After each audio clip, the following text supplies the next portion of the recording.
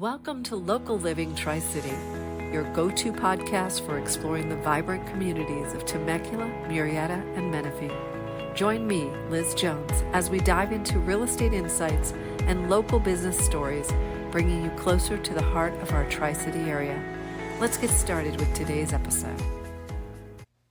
Hey everyone, welcome back to Local Living. Today I have a guest speaker here with me. This is Mike Brady. We know each other through our BNI group.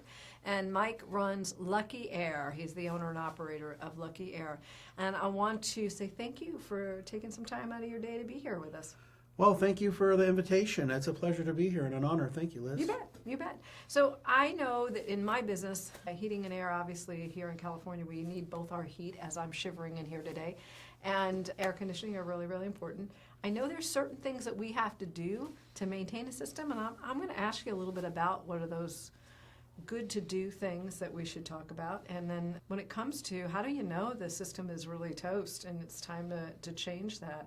I mean, maybe you can answer those questions to get us started today. Yeah, absolutely. Let's start off with the maintenance portion of it. I always compare it to changing the oil in your car. Yeah. Okay. So maintaining your system not only improves the longevity and the efficiency of your system, but also it keeps the warranty. So having a licensed contractor come to your house and do annual maintenance twice a year is something that is essential for your system. And even, like I said, it saves your warranty. So if you don't have that documented, companies will try to void the warranty and not cover parts. So fun. Yeah, lovely, right? So just make sure you have a licensed professional do it. But as a homeowner, a lot of people are DIY type people. Yeah. And so with that, you can hose off your air conditioner. Literally Hose it off? hose it off. What you want to do is just pull the disconnect. There's power to it. It's just on the wall of the house. You can open up that and either shut it off or pull it off, depending on what kind of disconnect it is. Okay. And just take a hose to it.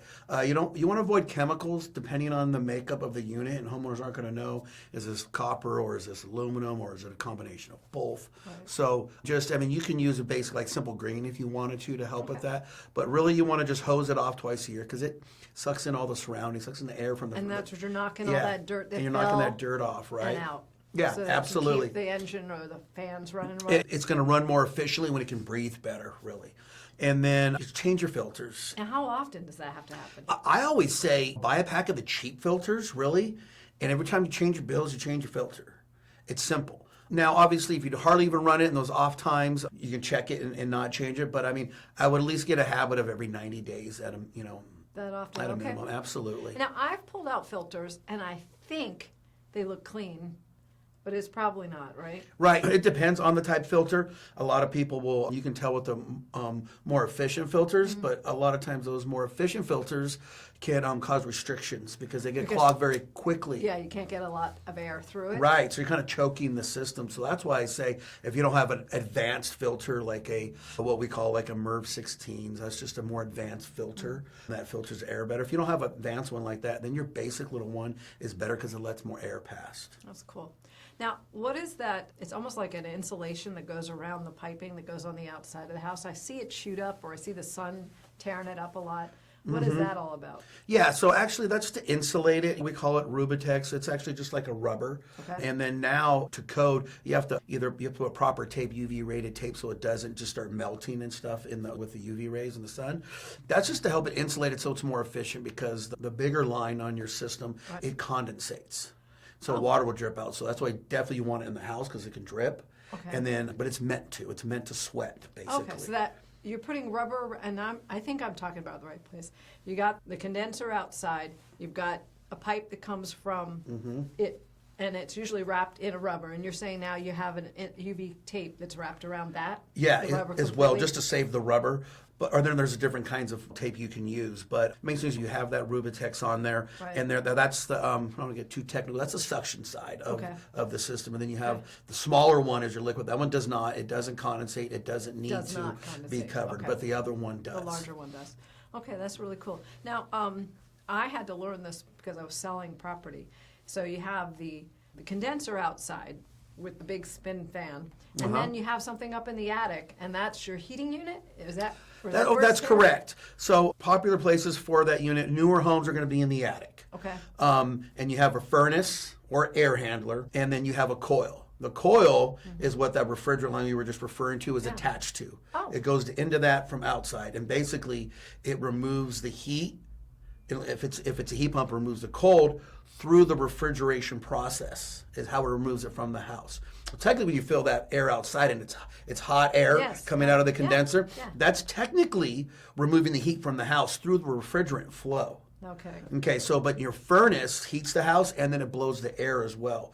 So your furnace is essential to the system. All three parts combined make the system rating, and they all work together in conjunction. And then I like to say your ductwork, which carries air, are like your veins for your system. So I'll touch on it a little bit. A lot of companies don't, they just like to come and change out the equipment, right? Quick money, let's change out the equipment, do 3-piece change out, a la carte kind of thing. Right. And Lucky Air, the way we do things is we analyze every single part of that system because they all work together in conjunction. Okay. So if you just come in and you put a system in there and you don't design the ductwork right, you're really choking that system and you're going to give it a heart attack. So we'll come in, we do low calculations and figure out exact airflow that they need so it's designed and it breathes right. Then your system will really function correctly and you'll feel the benefits of the system. So over time, does the ductwork get clogged up and stuff like that? Or is it... It doesn't really get clogged. It can get collapsed. It can fall apart. Older ductwork's plastic on the outside, and then the heat that's in your attic it'll start to fall apart, and then now it's not insulated. But one of the main things that happens is if it's not sealed properly, it gets dirt in there, and you'll see it on the grill. Sometimes you go into houses, you ever see dirt and stuff on the grills? You're like, how's that get there? Well, we actually call that the Venturi effect. Kind of like an airplane. When an airplane, the turbines kick on, it pulls everything in. Yes. Well, when your unit is running and the air's blowing through these ductworks, it's pulling in all that stuff from the attic that you're going to end up breathing if your system's not sealed properly. So having the ductwork sealed properly and then getting duct cleaned every 3 to 5 years, depending on the type of system you have and the usage. Clean the ductwork is huge. We offer that. It has to be done right. Yeah, we do that, and we do it with the Roto Brush, which is a high-end system and a high-end piece of machinery. Versus a lot of people will come in, other companies that are in the air conditioning business, they think they can do duct cleaning. And they'll just do compressed air through there. That really doesn't clean it. We use an exhaust system with a HEPA filtration unit into it. Yeah. And then we use non-chemicals at the end to go through and sanitize everything else after we do that. So, and then obviously replace anything that might be damaged or crimped or anything like that. Right, absolutely. We'll be able to evaluate the whole system at that time. And then a lot of times some people, instead of going with the ductwork, then we end up doing a whole new duct system for them that gets sealed. And then they have a lifetime warranty because the new ductwork has Mylar barrier on it. It will not fall apart. So sometimes duct cleaning is right, and sometimes you end up realizing that, hey, if we change all your ductwork, you're going to be really impressed on how much more efficient your system works. That makes sense because I know that's saving money. We had a house, and one of the inspections that we had, the ductwork kind of, it starts here, and it's suspended and drooped and hit the insulation. Is that inefficient as far as, or is that dangerous in any way? It's a little inefficient. You want it to be as straight as possible with less elbows and turns and 90s and things like that, because that just builds static pressure on the system. And what that just means is you're not getting the right airflow out of that because it pushes against the blower motor. It gets into dynamics and stuff like that. But basically, the more bends and the longer it is, and the more it kind of does like this roller coaster through your attic, it just takes away from the airflow and the efficiency of the system. Okay, no, that's good to know. How about all-house fans? My husband is dying to get an all-house fan. Tell me a little bit about that and how it works and why it works, and is it supposed to go in conjunction with your heating and air? It can, and that's more of on a commercial side. Most companies don't do that. We can design it that way to where the fan from your furnace is the whole house fan, but it's complicated. You have to dump that air out of the house, basically. But a lot of people will use, here's a free one for Quiet Cool fans. We're dealers with them. Now, those are great because they're quiet. They're more efficient because they're ducted. A lot of homeowners, if you ever walk into a house and you just see it right there in the hallway, and it's a huge fan, and it sounds like an aircraft carrier taking off in your hallway, right?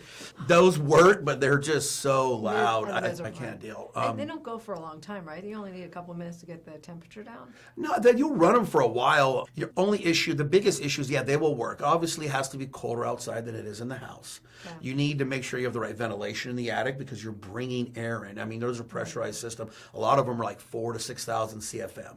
Wow. That just means that's a lot of air. So it's like 5-6 tons of air you're bringing through the house with these whole house fans. So if your attic's not vented properly, you're going to build a lot of negative pressure, and then it starts pulling from outlets, and you're getting all kinds of stuff into your house. So it's not as simple as people tend to think it is. It's a great way to offset your bill. You have to make sure it's vented right. I put attic fans in the attic too to pressurize it and suck the air out as it's pulling it into the attic. And then biggest drawback is you're bringing in dirt and everything throughout your house. So if you have allergies and you're a clean freak, they don't like it because you're going to be dusting all the time. That is your one big drawback, and it brings in everything from outside, right? So if you have allergies and stuff like that, it's definitely counterproductive to do it that way. Sorry, Those are pros and honey. cons, right? You're not getting it, honey. Yeah. What about mini splits, or where it's a hot and cool little system that kind of mounts? Tell me about those. Yeah, so they're super popular. They're obviously originated from Asia. That's where most of those manufacturers are for those units. So they're very popular now. Well, quick drop is we're Lennox dealers. We're actually what we call a preferred dealer for Lennox. And they have just done a joint venture with Samsung. So that's getting launched next year. So we're going to have some really, really higher end, innovative type systems with those two conglomerates, the biggest in the industry. So we're kind of excited about that. But what that is, what they're traditionally were for like a man cave. ADUs are very popular for ADUs that are popular right now. And your traditional way was just to mount on the wall. Right. And then you have refrigerant line and an electrical that goes through the wall. And then you have an outdoor little unit. And it's good for small little spaces. What's small? Because they're 600 square feet, 1,000 square feet? They were, like I said, they used to be like, okay, it'll do one room, 200, 300. But now the technology is just through the roof with these things. I can have one outdoor unit and it'll run 8 individual units inside. Some ducted in your attic, some that are ceiling mounted, wall mounted, floor mounted. They're very diverse now. So actually they're really popular. That we use them for, actually, we make it popular, is for houses that don't have air conditioning. So your older neighborhoods, things like that. Yeah, Instead we've of got one doing of those. a traditional unit in the attic, you got to cut everything in. It's kind of a pain. And when you do that, you're running the whole house when you turn it on. Why not do a system that's efficient? Yes. And then it's like equivalent to turn the light switch on in every single room in your home when you get home versus, hey, I'm just doing this room, right? That's what we're thinking too. Uh-huh, It's another so- alternative for yeah. master bedroom, maybe they will work office space. We do a lot of those, exactly. Yeah, because that's where you live in most. Right, that's where you're utilizing Otherwise, it. the air conditioner's going all the time. You're not on that side of the house. It's expensive. It's Yep. $1,000 bill. Yeah, they're super efficient, Yeah. exactly. Well, that's good. That's good. Okay, so at BNI, you were telling me that right now, while the money lasts, the government is offering. Is that federal government that's offering? It is the feds. What It's can called you the tell us? HERA program, HEEHRA. And it's actually part of the Inflation Reduction Act.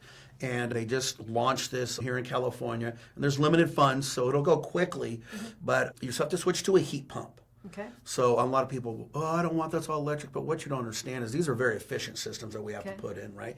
Second of all, that is the future, especially here in California. As you know, we are the forefront for everything green and the guinea pig for anything for the rest of the country. We do here first in California. Yes, we do. So they're going to be, they're going to ban, whatever you want to call it, in 2029, furnaces. Gas furnaces will be gone. Wow. Anyway, so that's right around the corner, right? Wow. So they're trying to get rid of some of that with Right. incentive money, right? So they're trying to get ready to go to a heat pump. I actually have a heat pump in my house because I prefer that. I don't prefer scorched air. That's kind of what a furnace is.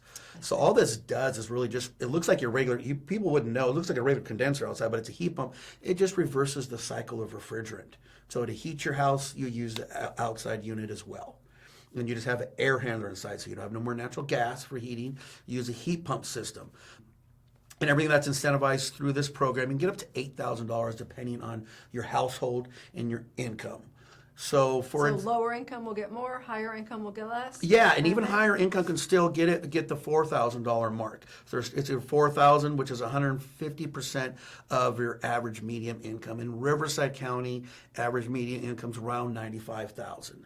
So if you're a household of 4 and you have one working person, I think it's around, let's just say 75, 80, somewhere in there. If you're below that, that or below, then you'll get the full $8,000.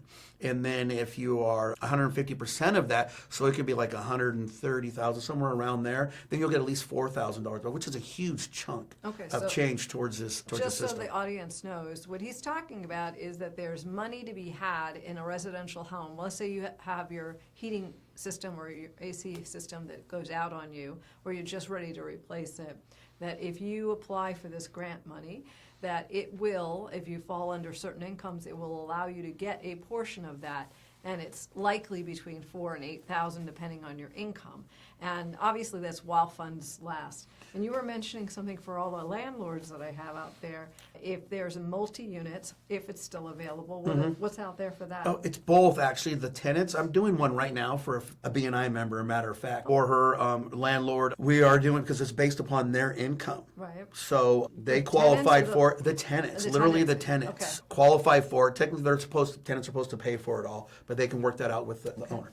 And they got $8,000 back, so we're putting a heat pump system. That's a single family. Now, multifamily, that's just getting launched. They're taking pre-approvals right now, and that funds is going to be about the same. It'll go even quicker for multifamily, but you can get qualified based upon your tenants. And this, with the multifamily, most of them are smaller units. Right. And then if you have multiple units within there, sometimes this refund rebate will pay for itself. It would be no money out of pocket for these owners. So it's a great scenario. Now, that one's going to also be good for our employees. That's going to have to be a prevailing wage job for them, which is great. My guys are really stoked about that. Everybody gets a new system. Yeah. So, and then the same thing like with the single family homes. We do everything by book no matter what, but this one has a little above and beyond. So there's load calculations we have to do. Everything's permitted, duct tested. And so the homeowner has that peace of mind that things are done right. A lot of companies aren't created equal, if you will, and they'll cut some corners. And we don't cut any corners, but we even have to go more above and beyond than your standard protocol versus city jurisdictions.